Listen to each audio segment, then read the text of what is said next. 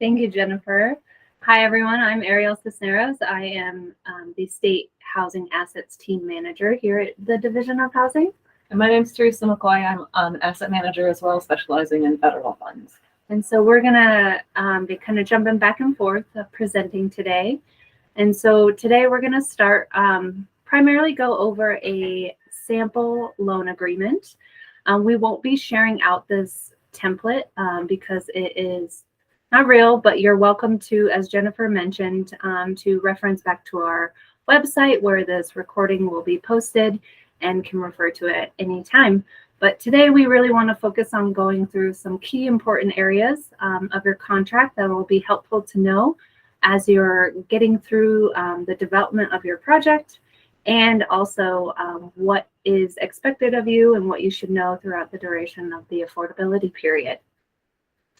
So we'll go ahead and get started. The loan agreement we have here, and I'll kind of jump back and forth between what applies to a loan agreement and a grant agreement. There isn't a whole lot that's too different between the two. But here we'll go ahead and get started with our cover page. We do have an example of what a federal loan agreement would look like, and I can point out some things that may not apply for your state loan agreement should you have any of those. If you have your agreement, a recent one nearby, feel free to pull it up and follow along. There might be some slight changes as we do get our templates updated, but a lot of the important information is in similar areas throughout the agreements. So here we have our cover page. Great snapshot of kind of what we have given. So here you can see the amount that we have given, the funding program, so whether it's home, HTF, HDG, all the different types of funding sources we have, whether it's a state or federal funding source, who we are lending the money to or granting. Kind of a good number or an important number to know is your contract encumbrance number here. So anytime you're communicating with your asset manager, this is a good number to give them for reference as they are managing multiple agreements in their portfolios. We have our expiration date here. Always important to keep that in the back of your mind, know when your agreement expires. Our effective date, so the date that the contract, the agreement will be. This is usually the date that the agreement is executed. I'll kind of go into more detail in just a moment. And then your loan maturity date. This wouldn't apply to any grant agreements, but with our loans, we also like to list the loan maturity date here as well. And then the agreement purpose. So kind of a quick overview of what we are giving you the money for. And we'll go through these different exhibits. We won't go through all of them, but really focus on the important ones that have that important information that'll be good to reference later. Here are our principal representatives. So Allison George is typically the one you'll see on our grant agreements. That does not mean they will be your point of contact throughout the duration of your agreement with us. But mainly kind of who our point of contact for the Division of Housing is. And for the borrower, this is usually where we see the executive director and who typically has signature authority.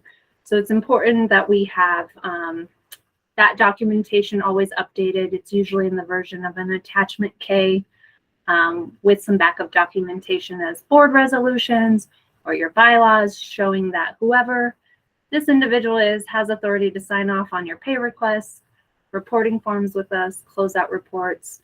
So if there is any change in staffing that was represented on your agreement, super important to let your asset manager know of those changes. Next, we have our signature page here. So as you can see, it goes through a few levels of approval here at the Division of Housing. Just to kind of make note of our process, we have 3 people signing off on these agreements, which means it's going through a few levels of review as prior to execution. Here is the effective date that I mentioned earlier before. So once our controller delegate signs off on this agreement, that is the execution date of your agreement. So you can finally start spending that money you've been waiting to spend. All costs incurred on this date, and anything after is usually when you know you can what invoices should fall within those date ranges. And again, be sure to keep track of your expiration date as well. Moving on down, we have table of contents. Here we have our parties, kind of just talking through who this agreement is between. So usually Department of Local Affairs, and whether we're giving you funds for, like, if it's whether it's a grant or a loan, just kind of stating who the borrower is and who or / grantee. Next, we can have term and effective date. We already covered that. But one thing I do want to make note here is extension terms. So in your agreement, and I will go into this a little bit more in detail later on as we get to the option letter, but you do have the option to extend your agreement should you need more time. And so it's important that you are taking a look at, or keeping track of that expiration date. If you are approaching it, it's best to start evaluating at least 90 days prior to that expiration date, whether you think you're going to need more time or not.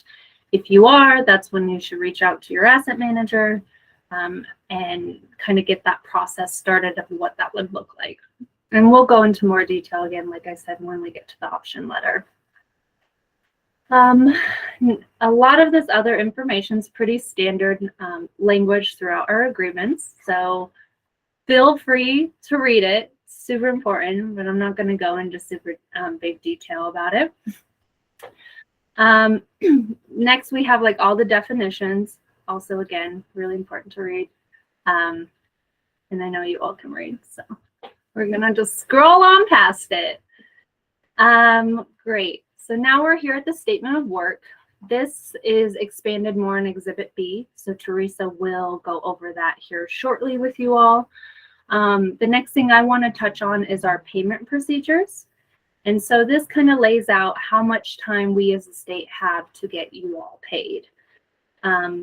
Assuming you have submitted a correct payment request to your asset manager, that's assuming we have all the correct backup documentation, everything that is needed, we have then 45 days to get the money to you all. Usually, I would say our process doesn't take quite as long, but as you know, we're all pretty busy here. We got a lot of different piles of funding coming through, a lot of different grant agreements, loan agreements coming through, a lot of things high in queue. So, but wanted to make note that in our agreements, we typically have 45 days to get you all payments. That process typically goes through your asset manager's approval, and then it goes through a few other levels of approval, but I will let Teresa touch base more on that later in Exhibit B. The next thing I want to talk about too is just note the matching funds. Again, not going to go into a ton of detail because it's what matching funds you're supposed to be providing, and the amount is laid out in Exhibit B. But it's just good to kind of read through this so you understand like what that means and what you should be providing to us all to show that you have met the matching fund requirements. The borrower records here.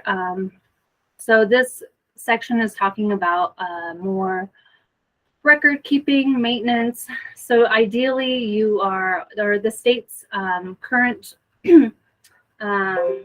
requirement is that you hold on to, you maintain records, documents, notes, and other written material and communication pertaining to the work or delivery of this program for 6 years following the project closeout date. That project closeout date will be listed in a project closeout letter that you will receive at the end from your asset manager. And it will be nice and bolded in that letter for you so you know what your project closeout date is. To make note, we also have another date that's tied specifically to documents that will relate to your affordability period, but I will touch base more on that when we get to the use covenant. Next is kind of reporting requirements. As you can see, Exhibit B is mentioned quite a bit in here, so Teresa gets to talk about that. As I scroll down, just to kind of touch base on confidentiality, really it's just make sure any sensitive information you have access to, you're agreeing that you're going to keep sensitive, and keep it secure as well. Lots of jargon. Should go explain that.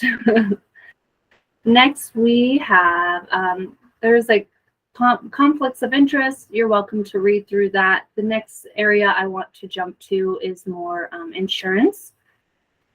So a lot of times you'll see from us that submitting your insurance documents is a requirement to us pretty early on in your agreement. This area is going to be super important to read through to make sure you know what kind of insurance applies to you, how much coverage you should need. Certain areas will show if it shall or shall not apply. Again, depending on the amount of funds you're receiving will also determine on other insurances whether they will apply to your project or not. So it's really important that you understand your scope of work. Like, what are you doing? What are you building? What are you providing? And that understanding that will help you kind of make it more clear of what types of insurance you need. Should you have any questions, you're always welcome to reach out to your asset manager. The main thing I really want to focus in on that we see quite a bit when we start getting the accords, certificate of insurances, is that we're listed as certificate holders. That's fine. However, we need to be listed as additional insured. As we are putting funds into this project, we want to make sure these projects are appropriately insured and protected. But if you have any questions specific to your current agreement or one that's being reviewed right now, be sure to reach out to your asset manager, and they're happy to answer those agreement specific questions for you. Other than that, we have we have our breach of agreement. We have other sections that really just kind of reference state and federal law that applies. Things that, if you're really excited to, please read through. But nothing super important that I want to touch base on here before I hand it over to Teresa. The one thing I will point out is on 17 here is restrictions on public benefits. So in this area that speaks that to lawful presence. So this one is a federal loan agreement example. Therefore, lawful presence applies unless a nonprofit agency meets the exception that federal regulation has. Otherwise, if you are receiving state funds, this section will have an area that says this shall not apply because of a law that was passed, an edit made to our state statute where you do not have to be lawfully present to receive funds for housing services. So just wanted to make note that that's something different in our agreements. And so it's important to know if you should be collecting those residency declarations or not. Again, any questions, please reach out to your asset manager. And I think other than that, I will pass it over to Teresa to get into Exhibit A and B. Little do-see-do. Let me move my notes over here.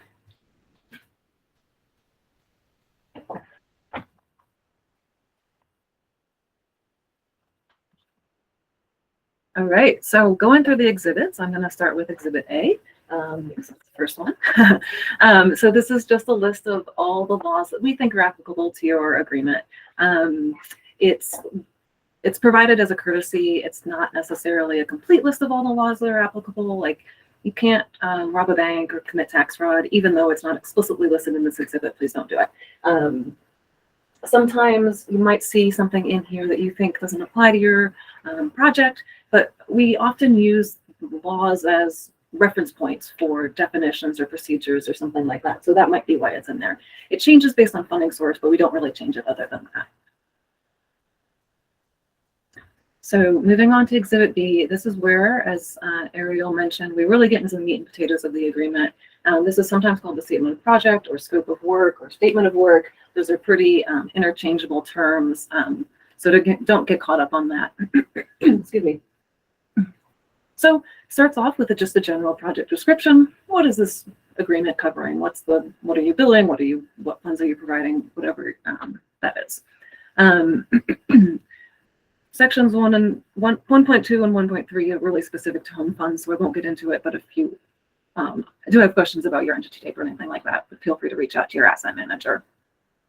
The borrower obligations just states again that you agree to the terms of the agreement, that you won't transfer or assign the agreement or the loan without prior approval of DOLA. Pretty simple there. And again, the time of performance, as Ariel already covers, this is the effective date and the expiration date listed again.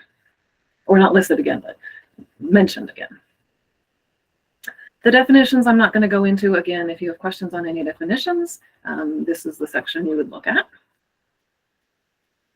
So once we get down into section 3 is when we really start to get into the agreement, and the milestones is the first, or is a really important section of the agreement to take a look at.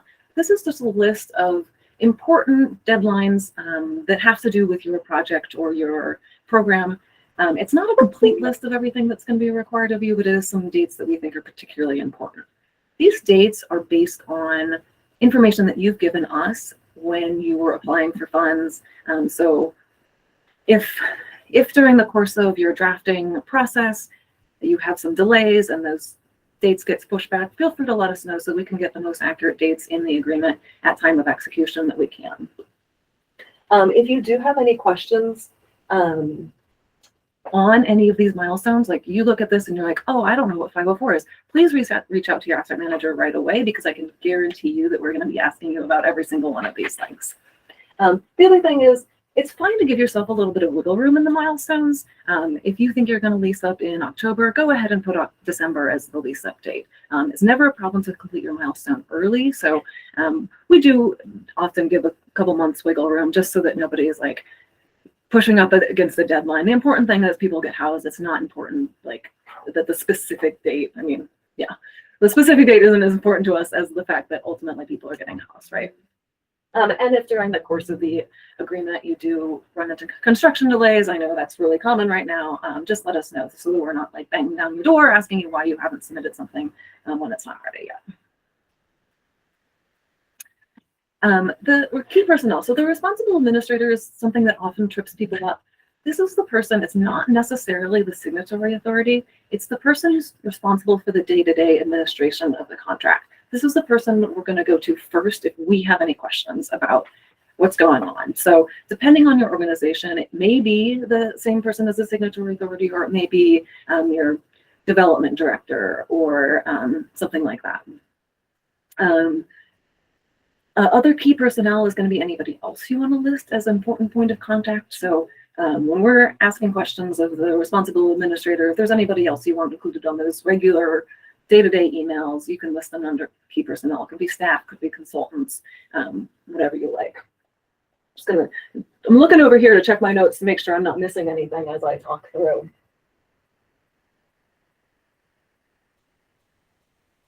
So likewise, for us, as Ariel mentioned, Allison George doesn't necessarily know what's going on day-to-day with your agreement. So the point of contact for you is going to be listed in 4.3, the DOH asset manager. If you ask your asset manager a question, they will be able to get you the answer or at least point you in the right direction. 4.4, replacement personnel. If your key personnel change at any time, just let us know so that we have the right points of contact, so we're not, asking somebody who retired 2 years ago. So funding, this is why we're all here, right? Is for the money. So again, this budget is based on what's provided to us, the information that you provide to us during your application and underwriting. You'll notice that it specifically mentions that these numbers are estimates. If your construction budget changes slightly, you don't have to let us know. We understand that happens all the time. numbers move around. You are doing the hard work of making all these numbers fit together. Do your thing. As long as the building gets built, you don't have to let us know about any changes. There's one exception to that, of course. There's always an exception, and that is the match funds. And so you'll notice here that match is not an estimate. We will be looking for documentation of whatever your matching funds are. The matching fund requirements depend on funding source, so you'll work with your development specialist and your asset manager to determine what is the funding source that is eligible for match, and what can we use for match for the DOLA funds. Of course, the DOLA loan funds is also a set in stone number, unless we get an amendment happening. And so this chart talks about the eligible uses of DOLA loan funds. It's really important to know what you can use your loan funds for and work with your development specialist to make sure that you have an agreement that has the money that you can actually use. So often we see construction or acquisition, sometimes admin funds, just depends on what project or program you're working on. And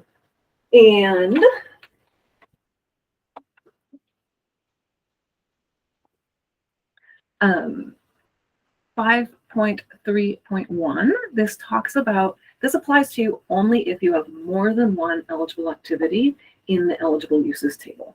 If you have more than one eligible activity and you need to move money between those activities, you can do so up to 10% of each line item without having to ask for permission from DOLA.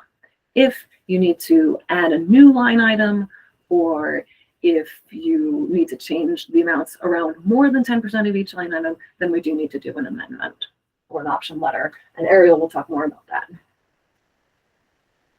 I did want to mention that some of you, I'm going to actually scroll back up.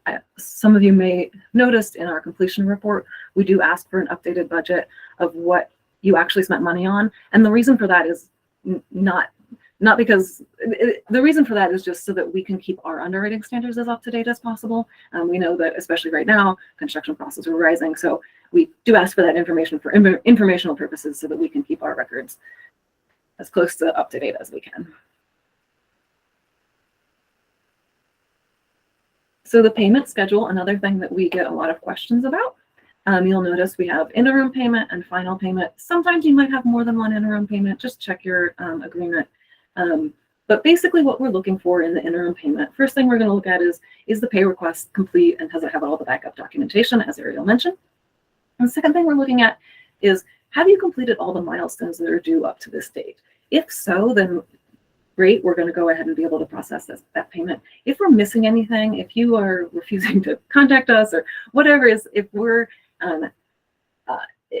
seeing that there's delays in the project, we do have the authorization to withhold that payment, and we may do so if we haven't met any of the milestones in the agreement. And then the final payment comes at the very end of the project. So after monitoring, after all those findings have been resolved, after you've gotten your cost cert for the LIHTC projects, you'll notice here that it says we need to have all required reports and beneficiary data and everything. So everything is totally wrapped up, and then we'll be able to issue that final payment. So you need to go ahead and pay your final retainage for your GC or whatever, and then we'll process that final payment after we've done a monitoring and everything like that.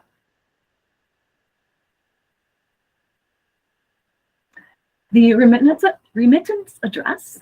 This is the address you gave us when you submitted your W-9, which obviously we required in order to pay you. If you're getting a physical check, this is the address that we'll send that check to. This may or may not be the same as the communication address. It just depends on how your organization is organized. One thing that I want to mention is that we do highly recommend electronic payments.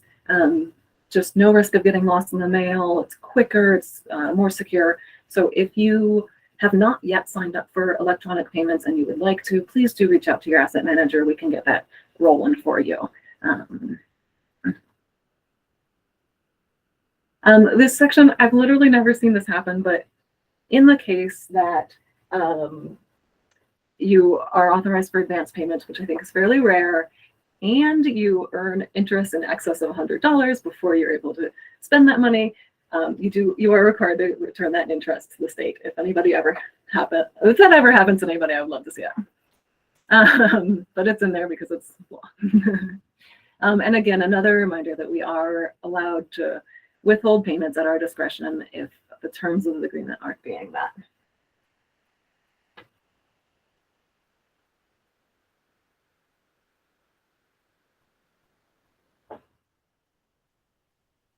The administrative requirements really vary a lot based on funding source. So I'll go through the first couple, which are pretty universal, but then after that, we'll just scroll through. So accounting, please keep clean accounting records. We want to know where our money went. Audit report, if you get an audit report on your records during the course of the agreement, please submit it to that email address and also your asset managers, just so we know that that happened.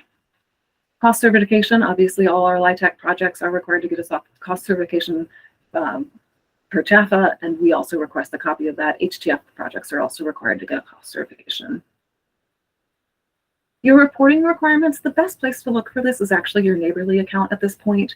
That will list out really clearly one of your due dates, when one of these various reports listed. So I would recommend going there first. A couple exceptions to that, of course. If Davis-Bacon applies to your project and we are the lead on monitoring for Davis-Bacon, that's a weekly report and that's an elation, and you'll have talked to Ebony. And the other one is the program income report. If you have a program that's subject to program income, that's a semi-annual report that I think is done in Excel. Ariel's nodding. A reminder that we will come out and monitor your project or your program. Also, we do require bonds, bid bond, performance bond, and payment bond. If you would like to substitute a different type of surety and move the bonds, just make sure to get us that request in writing so that we can submit it to our team to get that approved or not prior to the agreement being executed. Like I mentioned, the rest of these are really specific to funding source. If you have questions about any of them, we do have a lot of trainings on our website, as Jennifer previously mentioned. I know we have an affirmative marketing webinar with Davis-Bacon webinar, Section 3 webinar, environmental webinar, viewer area webinar, lots of webinars. So if you have, as you're reading through all the various Section 7 requirements, if you have questions about that, any of them, check our website for any trainings we might have, and check our, thank you for that link, Jennifer, and check with your asset manager if you have any questions or are having trouble finding those webinars. Section 8 is really going to get into how the project is operated day to day. So it's going to talk about which of the units are the DOH DOLA assisted units. Are they floating or fixed? How do we determine who an eligible beneficiary is? Again, this is something that I could literally spend hours on. We have trainings various trainings we do. We have a training that we do in conjunction with CHAFA that Jennifer and Olson are currently doing, maybe Stephanie. Just look out there for those resources or reach out to your asset manager. The unit mix is going to be really important.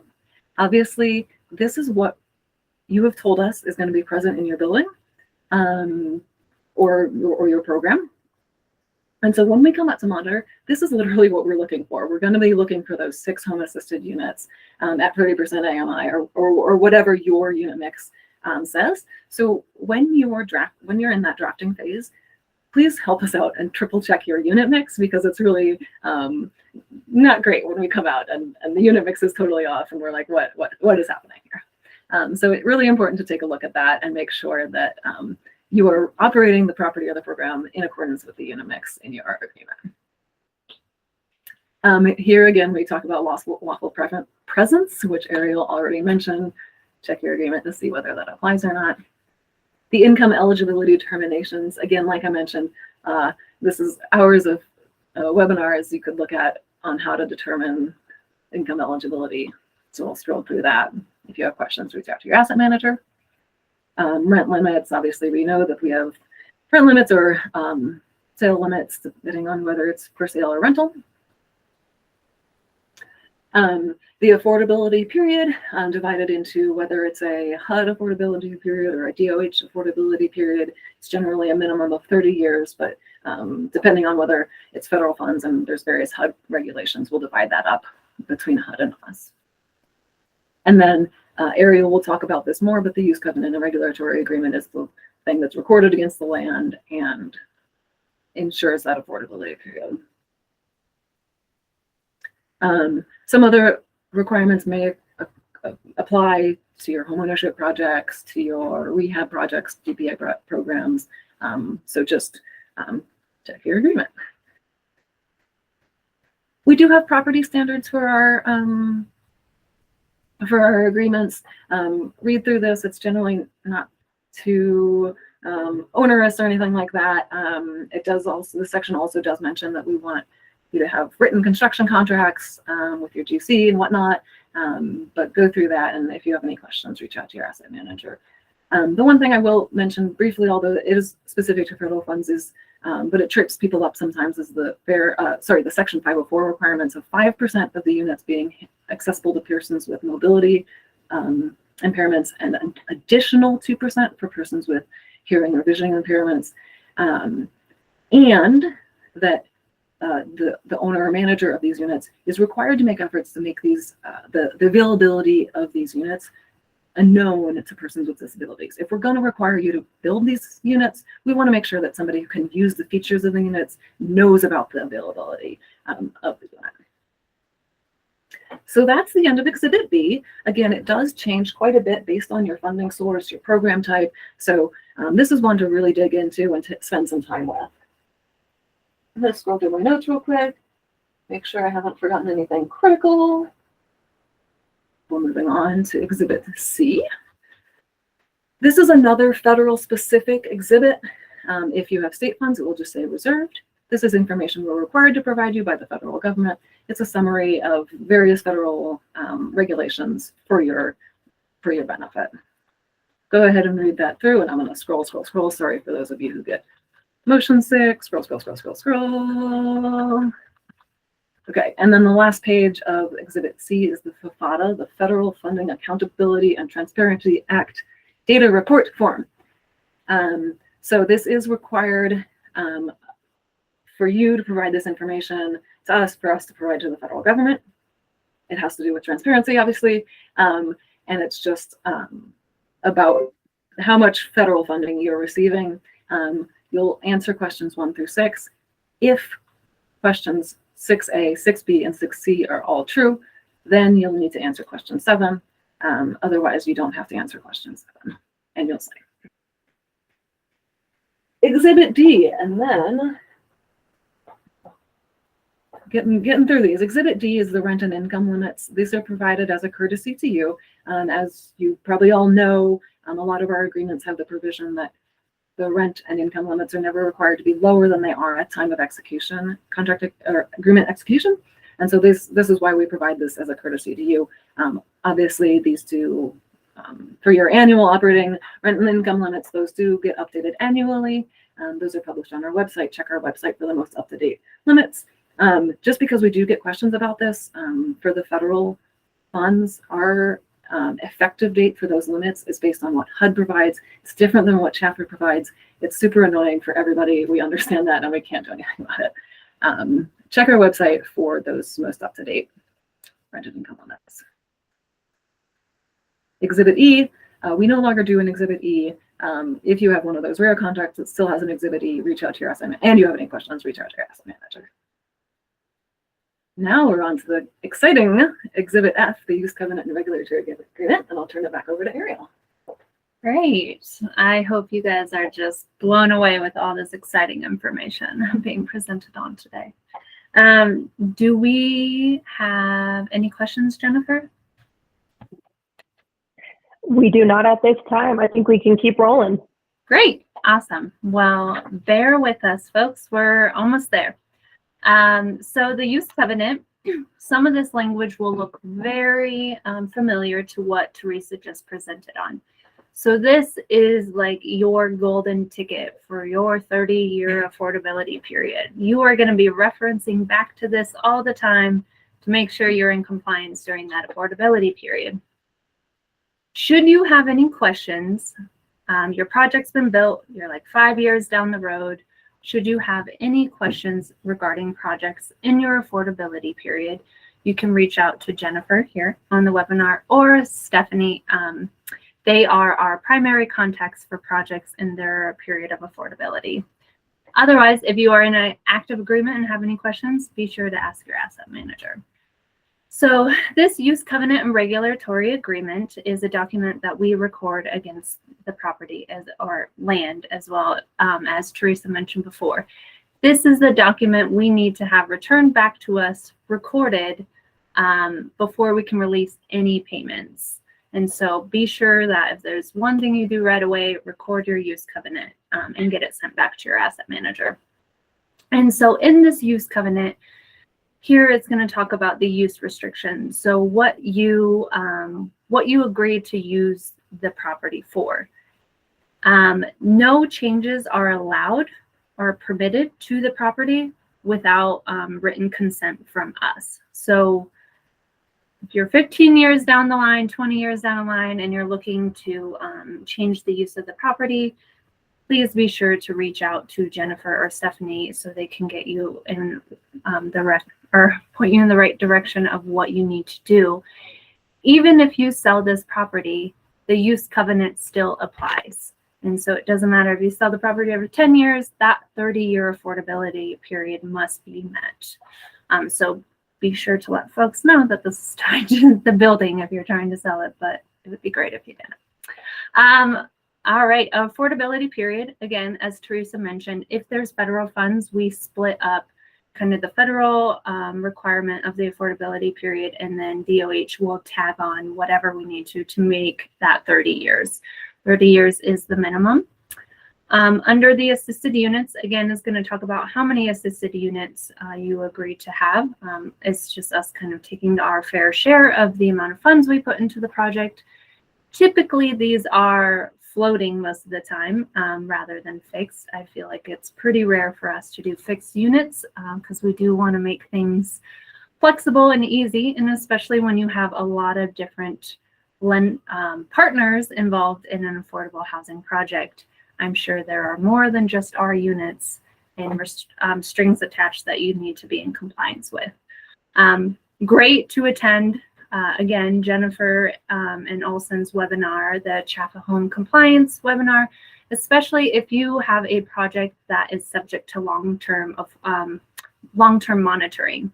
They're going to be coming out and visiting you often, at least every 5 years, to make sure you're in compliance.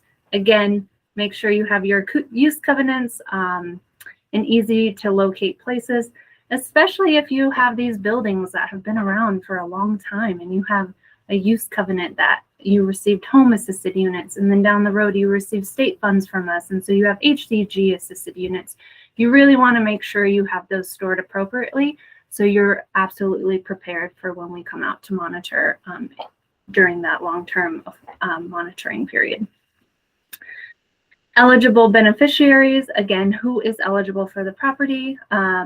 We have income determination 101 and 201 on our website. So if you need a refresher, great place to start there. Again, a lot of this is going to be familiar, so lawful presence, whether it applies or not. Many folks, so since kind of speaking more directly to state-funded projects, when that law went into effect, removing the requirement of lawful presence, folks should have gotten a letter from us, assuming that only state funds were put in your property. This did not apply if you had federal funds in your project. But should you have been had a project in its affordability period with state funds, you should have received a letter with us letting you know that moving forward, the lawful presence clause did not apply.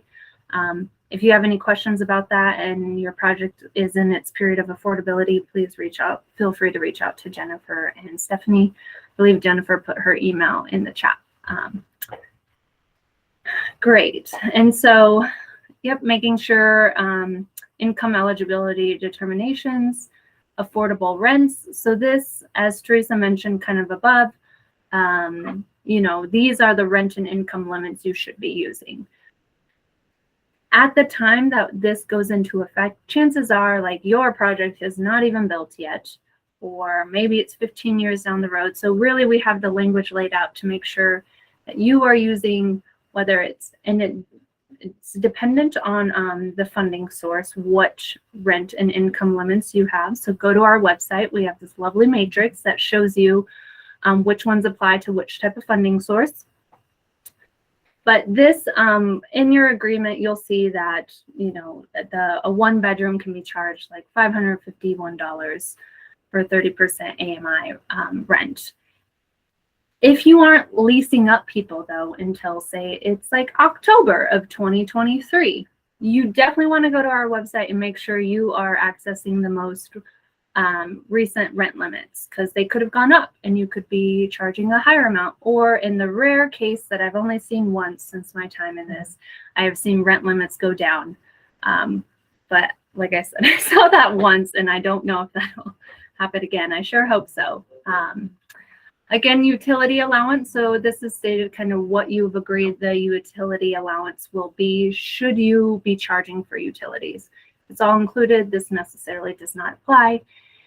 And if you are trying to change the rents, you need to get written approval from us. So if you're like, I don't know if following DOH home limits makes the most sense anymore, you would need to reach out, and we as DOLA would need to sign off on that or approve it, or if or deny it as well. There's no guarantee that we would approve the change. Next is kind of goes into detail of your tenant selection plan. Now, some of these areas are funding source specific, so definitely be sure to read through your agreement to see which of these apply. Tenant selection here and tenant protections are mentioning a lot of home regulations here, because this is our home sample. And this, in the tenant selection plan, you are, which we have a great webinar, by the way, check it out. Tenant selection plan, really, it's like what you're agreeing to have in your selection criteria, and that you're going to be in compliance with the policies that are required with it. Tenant protections, these next few items are pretty home specific, same with VAWA. Ongoing property conditions. So as Teresa mentioned, we have property standards that need to be in compliance with.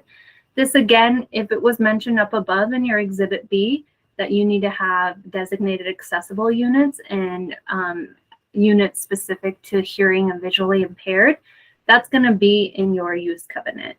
So with your use covenant, again, we affirmative marking plan record, we mentioned record keeping here again. Once your affordability period has passed, it's 6 years from the end of your affordability period that you can archive these documents and anything related to it. Until then, make sure you have this in a location that you know where it is. Make sure you have copies of it, because as I mentioned, this is your golden ticket to get funds, and then there's your golden ticket to make sure you stay in compliance in the period of affordability for the project. Any annual audits. So audits will be, especially for federal funds, it kind of lays out what our expectation of how often we are wanting audits from you. It varies based on funding source, but if you are getting audits completed on your property, just be sure, and you have a loan agreement, you will have to actually provide us in a copy of that audit each year. But just be sure to read through the agreement, make sure you're staying in compliance, and so we don't have to reach out and ask for those things. If you can stay on top of it, it makes everyone's lives easier. Next is just kind of, let's see, again, transfers. If you are to sell the property, I'm just going to mention one more time, during the affordability period, that does not mean the use can change, and nor does the use covenant go away. This use covenant is tied to the property throughout the next 30 years. And that affordability period starts once your project is closed out. So if you are really delaying things or waiting or monitorings are getting dragged out, it's important to know that you are just delaying the start of that affordability period. So it's important that you get your asset manager all the documents they need so they can get your project closed out so that 30 years can start. But until then, it will, and that clock does not start until we can get the project closed out. Next, I'm going to pass it back off to Teresa. Thanks. So this is the section of the agreement where we really start to get into the specific loan exhibits. So if you have a grant, it doesn't apply to you, but I'll go through quickly these various loan exhibits. Obviously, a promissory note is the evidence of debt. It shows that you have this money that we've given you and you promise to repay it over a certain period of time. If you're looking for the terms of repayment, this is where you'll find it. When our spectacular loan servicing team is invoicing you, this is where they're referencing to send you those invoices. I'm told that the reason we sign our loan agreements on paper with wet signatures instead of through DocuSign is because laws around promissory note not being able to be duplicated. It's like the one promissory note is the evidence of debt. I'm also told that it's a little difficult to amend it after the fact. So if you have questions about the promissory note, reach out to your loan specialist when they're drafting the agreement so that you can get that settled before you're having to repay. Deed of trust is the security instrument that's recorded against the land. And so this gives DOH an interest in the property.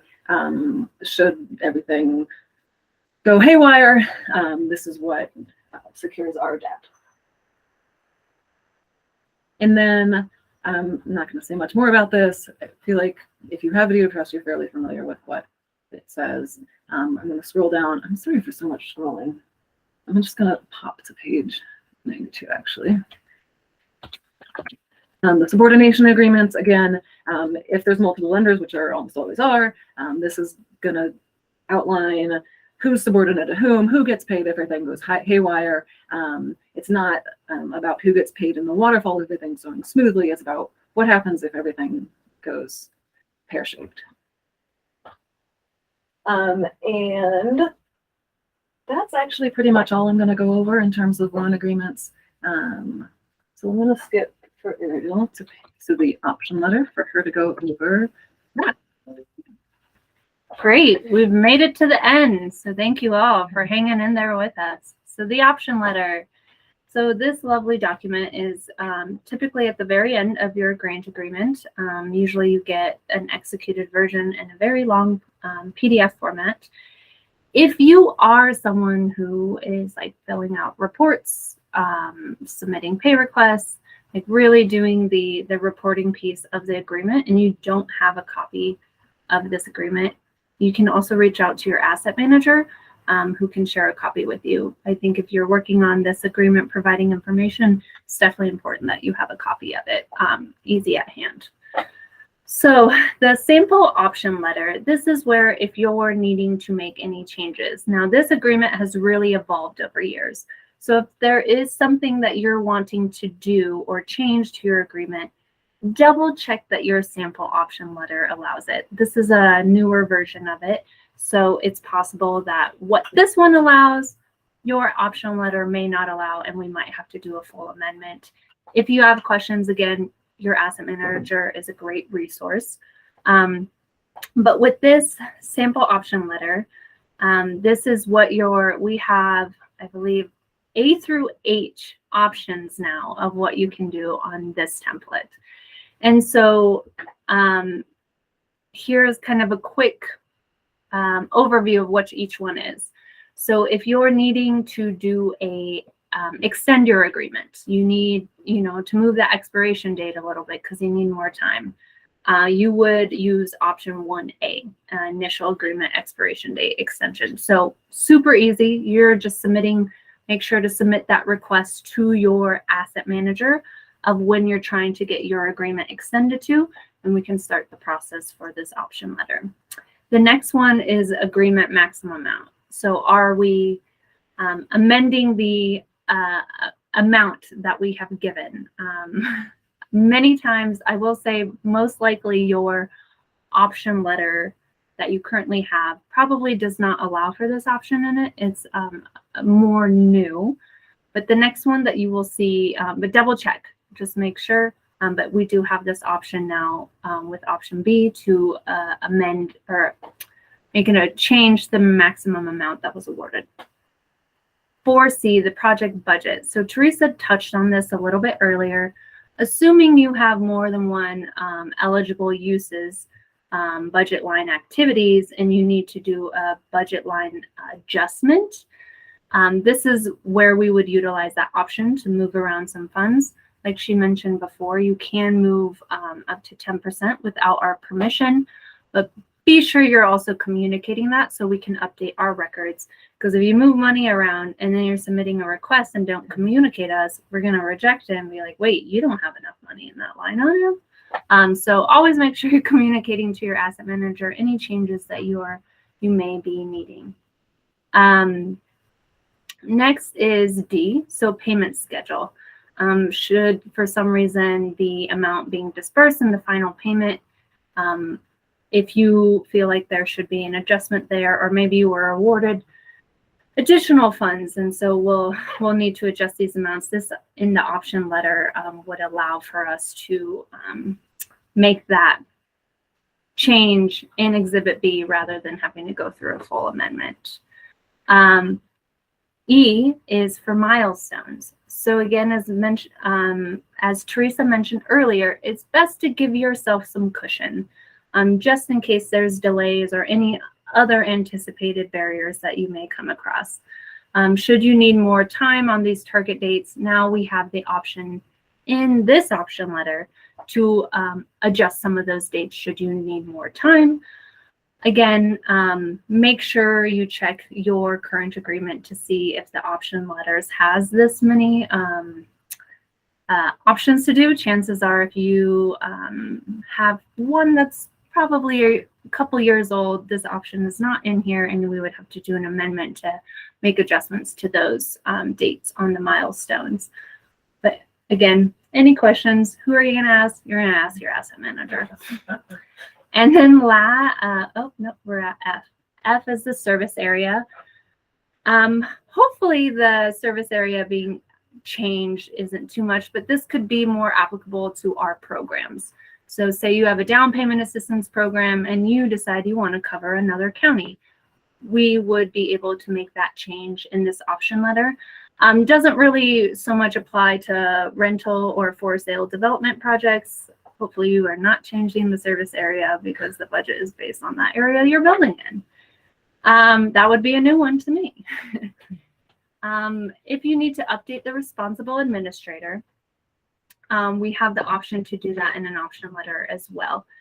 It's important that we know who the correct contact is at all times while dealing with your agreement, and making sure that we're communicating to the correct folks.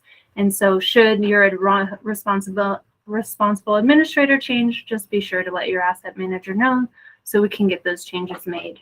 And lastly, the remittance address. If that is changing, your location is moving, or we should be mailing payments somewhere else, this is also an option we have now to make a change in the option letter. But again, this is a newer one, so we haven't always had all these options. It's great for our contracting team that we have those. But if not, and there's changes that need to be made, there is possible we would have to go through a full amendment. But y'all did it. We are to the end of, well, this is a sample residency declaration that I mentioned much earlier, but we don't need to go into that. Are there any questions in these last 3 minutes? I'm not seeing any in the chat, but as I am just making our final comments, folks, if you have a question, just throw it in that chat or go ahead and raise your hand so we can get you off mute. In the interim, I just want to do another plug for our November webinars. November 9th will be our down payment assistance application review. Then November 15th, we're going to talk through the 1304, 1377 new funds. I also just want to put in the chat here, there we go, our contact information. So if you need to know which asset manager is responsible for which funding source, you can determine that on our website here. All right, without further ado, thank you, Ariel. Thank you, Teresa, for your time. Everyone, thank you for joining us today and have a really great day. Thank you so much. Thank you.